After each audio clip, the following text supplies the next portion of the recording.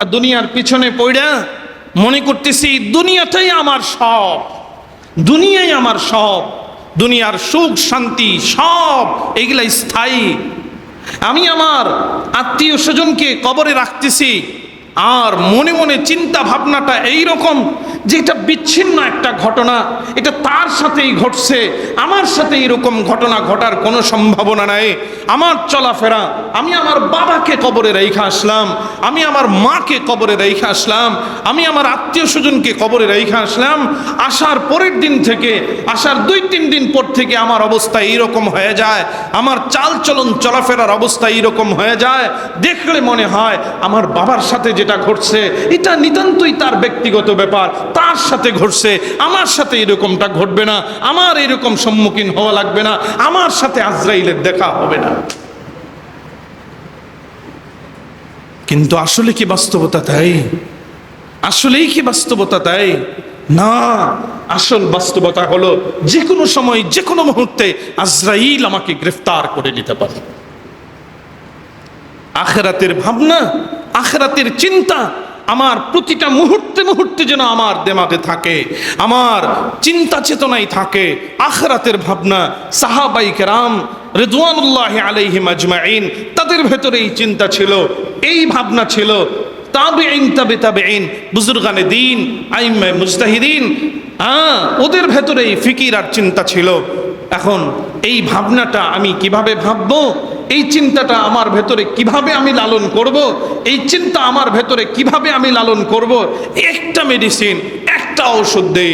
আল্লাহ তাআলা কোরআনুল কারীমের ভেতরে বলেন, কুনু মা'আস সাদিকিন, কুনু মা'আস সাদিকিন, তোমরা সাদিকিনদের সাথী হও, সাদিকিনদের সাহচর্য তোমরা গ্রহণ করো, সাদিকিনদের সাথে উঠা বসা করো, নেককার লোকদের সাথে উঠা বসা করো, তাদের সাথে সব সময় থাকো, তাহলে তাদের থেকে তোমাদের দিল পরিবর্তন হবে, তাদের মাধ্যমে তাদের চিন্তা চেতনা, তাদের ফিকির, তাদের ভিতরে যেই চিন্তা তারা লালন করে এটা তোমাদের মাঝে আসবে যদি তাদের সাথে তোমরা উঠা বসা করো। একটা মানুষ যদি মুদির দোকানে বেশি বেশি বসে তো তার মাথায় চিন্তা থাকে যে মুদির দোকান নেই, ব্যবসাটা ভালো, এটা করলে মনে হয় আমিও সফলতা অর্জন করতে পারবো। আবার যদি কোনো মানুষ কোনো ড্রাইভারের সাথে সম্পর্ক রাখে তো সেই চিন্তা করে যে আমিও যদি 2টা গাড়ি কিনি আমার মনে হয় সফলতা আসবে। কোনো মানুষ যদি ওয়ার্কশপে বসে সময় দেয় তো সেও চিন্তা করে যে আমি একটা ওয়ার্কশপ দিলে মনে হয়।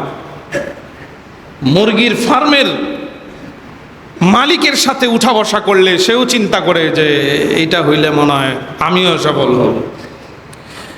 দুনিয়ার বাস্তবতা হলো একজন মানুষের চিন্তা চেতনা আরেকজনের কাছে ডাইভার্ট হয়, যে যার সাথে চলে তার চিন্তা চেতনা তার মাঝে চলে আসে, এটাই বাস্তব। আল্লাহ তাআলা বলেন, তুমিও যদি তোমার চিন্তা চেতনাটাকে আখিরাতমুখী করতে চাও তাহলে এমন একজনের সাহচর্য, এমন একজনকে বন্ধু বানাও, এমন একজনের সাথে বেশি উঠা বসা করো যেই মানুষের চিন্তা চেতনায় আখিরাতের চিন্তা বেশি। আল্লাহু আকবার। আইয়ামে জাহিলিয়াতের যুগটাকে নবী মুহাম্মদুর রাসূলুল্লাহর সোহবতের মাধ্যমে কত সহজে পরিবর্তন হয়ে গেছে। সাহাবী, জিহাদের ময়দান, যুদ্ধ চলতেছে, এক সাহাবী ঘোষণা করলেন, এই সাহাবীরা শোনো, নবীজি বলছেন যারা যুদ্ধ করতে করতে শহীদ হয়ে যাবে আল্লাহর তৈরি জান্নাত তাদের জন্য ওয়াজিব। তো এক সাহাবী বলতেছে, তুমি নিজ কানে শুনছো কথাটা?